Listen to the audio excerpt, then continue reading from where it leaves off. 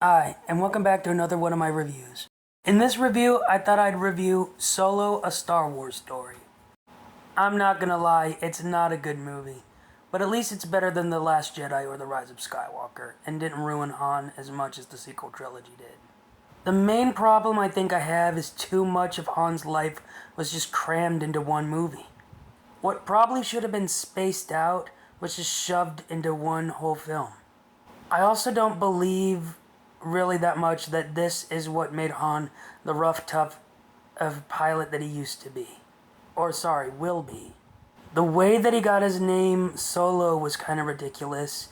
The characters that they add don't really do much, like the warrior girl that they added. Lando's robot girl just feels weird.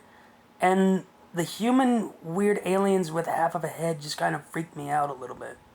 At the yacht scene. It also felt a little unsatisfying on how Han met Chewie. That's basically how I can sum everything up. Everything just doesn't feel satisfying. I blame the fact that they had 3 directors come on board trying to do their own thing.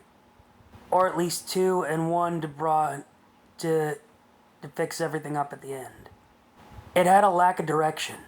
Maybe had Lawrence Kasdan been allowed to do the film he wanted, I think it probably would have done better, because I'm probably sure they made changes. One of the things I like is that they have Darth Maul as the leader of Crimson Dawn, showing him as the gang leader, growing, like how George Lucas wanted to over these years, but it just feels more like they're ripping off his ideas. I also think that the guy who plays Han doesn't really look like him, like people have said. But to also be fair, I don't think the guy playing Lando really looks like him either. Like I've said, Disney Star Wars I don't consider canon. If you like it, that's fine.